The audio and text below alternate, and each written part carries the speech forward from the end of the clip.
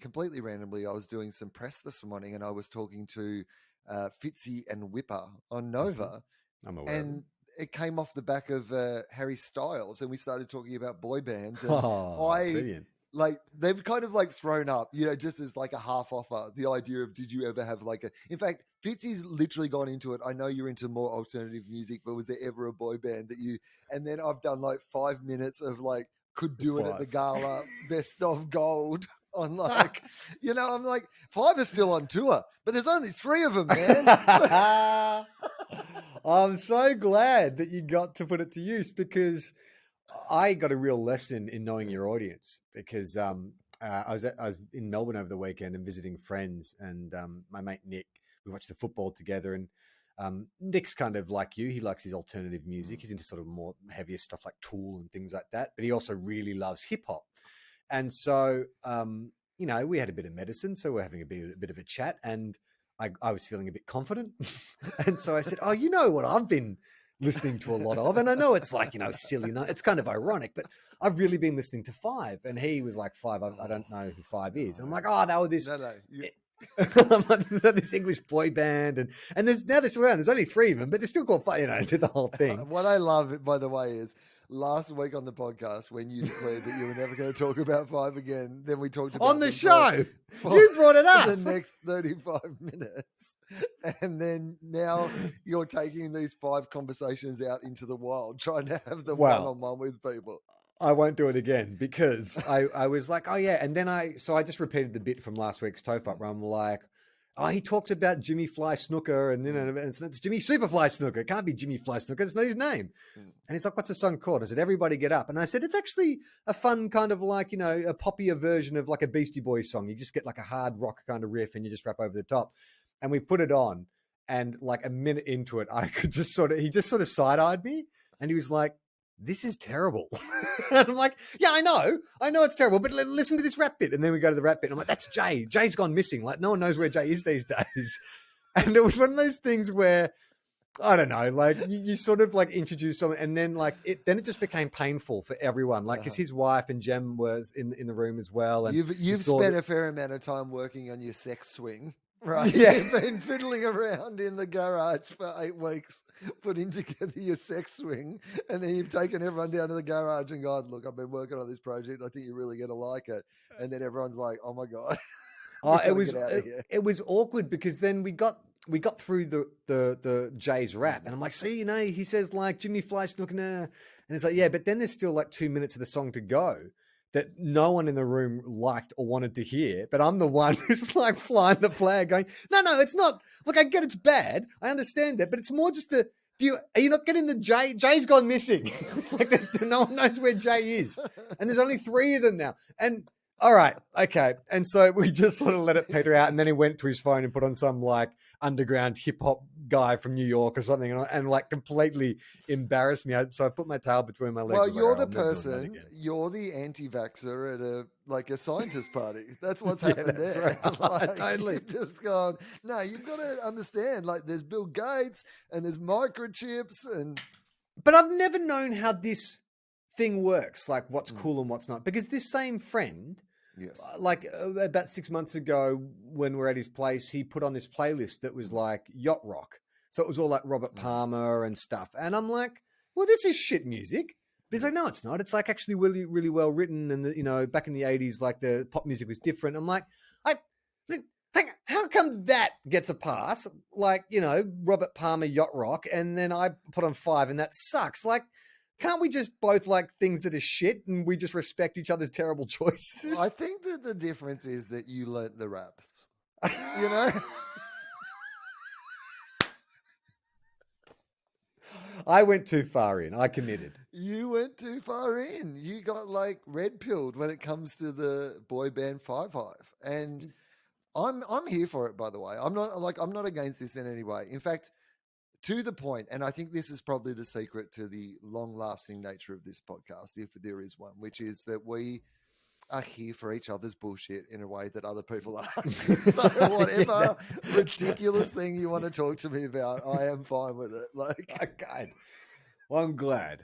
But that was a real kind of sobering moment where I was like, and it's also because I think when we talked about what prompted it, was all about like, you know, in the midst of floods and horrible things happening, I needed some kind of comfort food. Yeah. But now it sort Did of you feels set that up though when you were trying to present it to your friends? Like, did you no, tell that story? See, that's if you've ever going to try it again, you've got to start with the narrative. You've got to start. I needed Claire Tonti there to draw it out of me. Yeah. The deep psychological scarring You- and the lack of identity.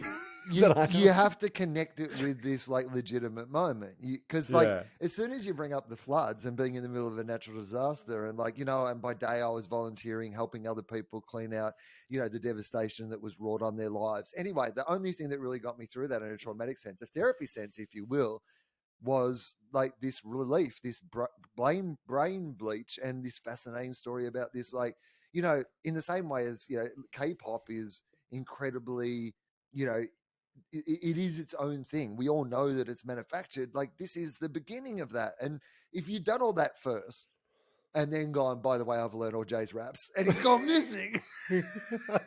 I think by then you would have had him, like you could have gone, one of the worst things about the floods were all the people who went missing. Speaking of people going missing, do you know that Jay from the boy band 5 went missing? Well, what's really funny too is that one of my old mates from high school, who he lives in New York now. He's lived in New York for about better part of 20 years. But when we were young, we were very close, and when we left school, we backpacked around Asia together and stuff. And out of the blue, I haven't heard from him in years. He messaged me a link to an article, which is like, I can't remember what it's called, a girl power, like reevaluating the Spice Girls. This idea that the Spice Girls were this manufactured kind of pop band who had this manufactured, catch cry of girl power, but then that actually gave rise to a genuine kind of like feminist movement, which is now there's all these adult women now who, who sort of hold those values true. And he sent that to me saying, hey man, I don't know why, but this made me think of you. And I was like, holy shit, have I been like carrying the can for manufactured boy and girl bands for 20 years and I just don't know it? Like, is this some kind of born identity where like I've been knocked out and I've discovered that I'm actually this like champion of manufactured pop, because I don't recall. I mean, I know that I had an ironic fascination with the Spice Girls in uni, and that I went and saw Spice World at the movies twice.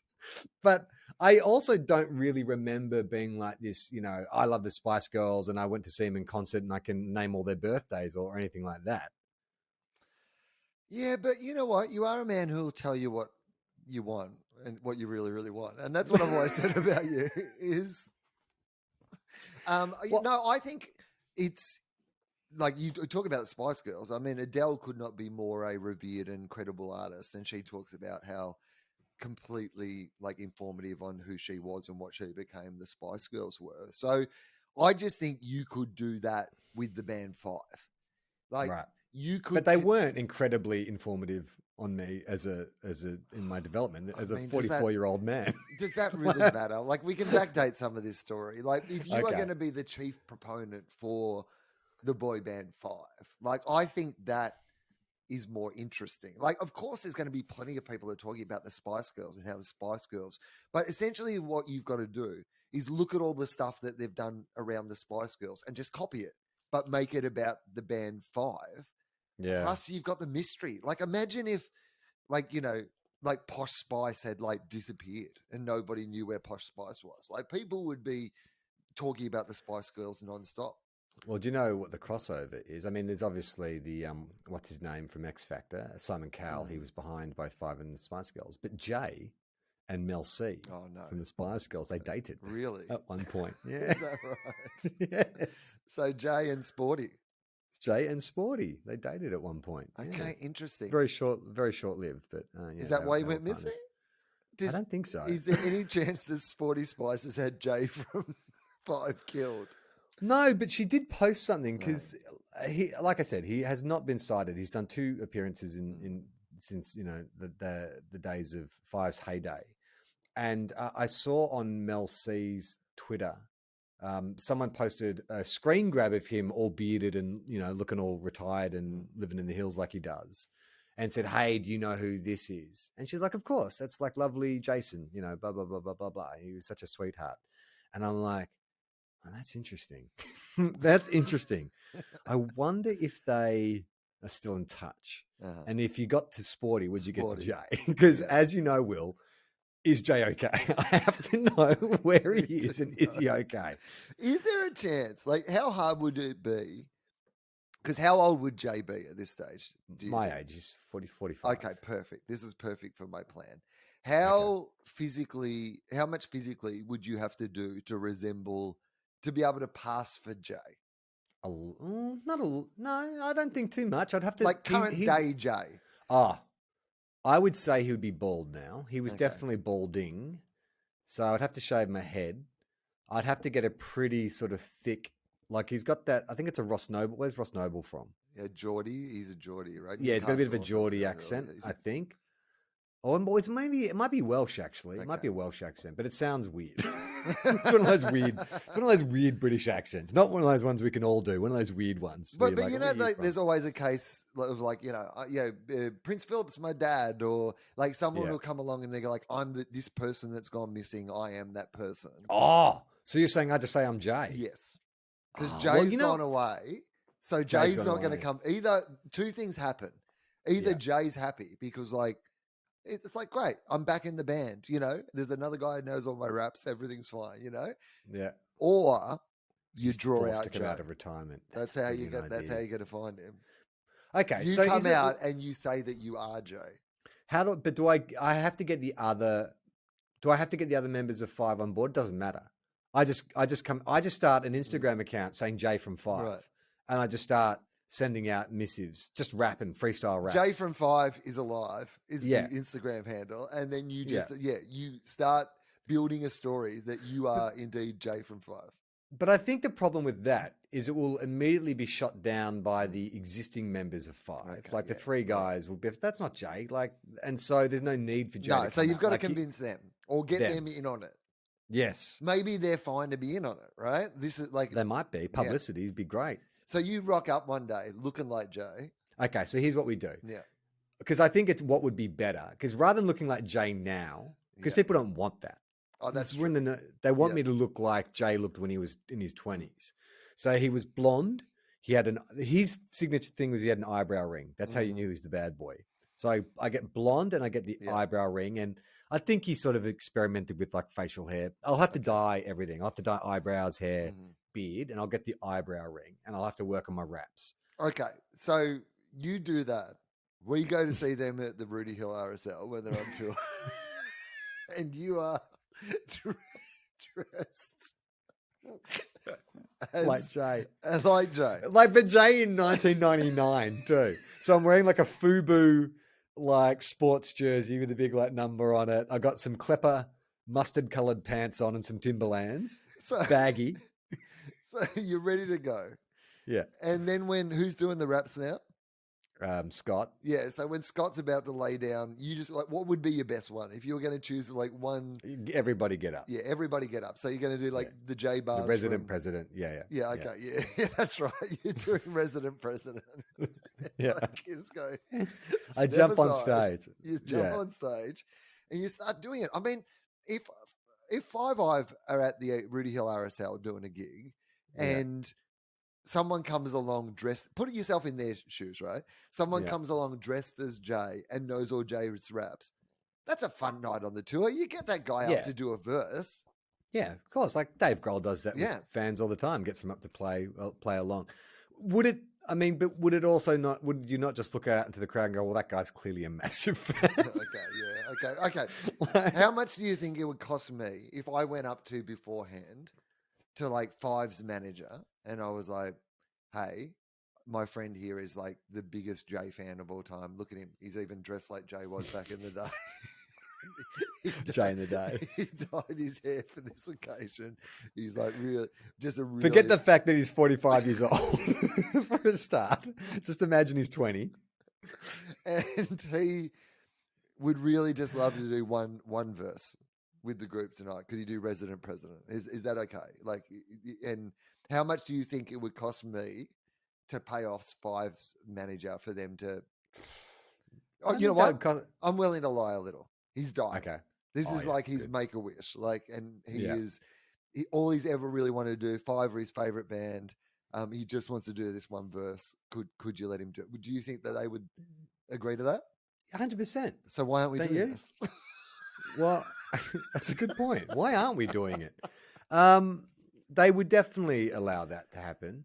I don't know if that works though to bring Jay out. I mean, isn't the end goal to bring Jay out? I think it's more. Well, no. Oh, sorry. This is only me planting the seed. Like I'm assuming right at this point that you do so well in this rap that they're all like, "Oh my god!" Like it's like almost having like Jay back. I've got a better strategy. Good. Okay, so you know that urban myth about Paul dead McCartney, and and MI6 approached the surviving Beatles to say, "Hey, this is going to cause mass suicide amongst teenage girls. We have to get a double in." Yeah. We approach the three members of Five and say, "We are from ASIO." Believe it or not, you guys are still very, very popular in Australia. Huge fan base. You might not be reflected in your download numbers or your social media, but trust us. Like we've got the data right here and we hold up like a briefcase filled with sawdust. It's in here. All our files are in here. We bang it and there's like dust floating out of it. It's all in here. Now, these fans of Five, they're organising a mass suicide, a Jonestown-style Kool-Aid event. And it could be mass casualties. But you three of five. 3/5. You 3/5. You've got the chance to prevent a mass casualty event. But hang on, how are we justifying that 20 years after the peak of their career, the fans of Five have decided to have a suicide pact? Because there is a hardcore group. Because you only need like 1,000. Yeah. I mean, how many people is like too many deaths? One of the members from Five. One of you members of Five. Like, are you really going to challenge me and say, well, look, how many fans are going to be? How many deaths is enough? Is 2 like an acceptable number of deaths? No. Well, so just don't question us. I think you'll find in this post-COVID world, Charlie, 2 is a perfectly acceptable number of daily deaths. We're true. wrapped if it's only 2. We're just slapping our briefcase, our sawdust briefcase. Like, don't, we got the numbers. They're watertight. We have lots of numbers in here. So we say to them to prevent. We've got lots of numbers. And to prevent those deaths, they need to see at least 4 members of Five reform. Don't worry about it. Okay. We don't need it. We can work on this later. But we need Jay back, and we've got the perfect doppelganger. We've got a guy who has been learning his raps. Yeah. He's been immersed in Five because not lying there. That'll be the easiest part to sell. Okay, you know what the other thing is too. You're an actor. What? Like this actor. Is, I mean, this is a little what's the fucking South Park puppet movie? Team America. Like they've got you for your acting skills to go undercover. Like, you've been playing all those roles. I'm so good at acting, I'll play the ASIO agent, then I'll play the guy pretending to be Jay, and they won't know the difference. You'll need to, because I can't cover either of those things. And I'm going to do it in the same room, and the 3 members of Five will be going, is that guy just like, I think he's changing outfits. He's putting on a FUBU top and some clipper pants and some. Oh, good day, I'm Jay. This is the ASIO guy in a FUBU jacket. To see the full video, join our Patreon. Patreon.com/TOFOP.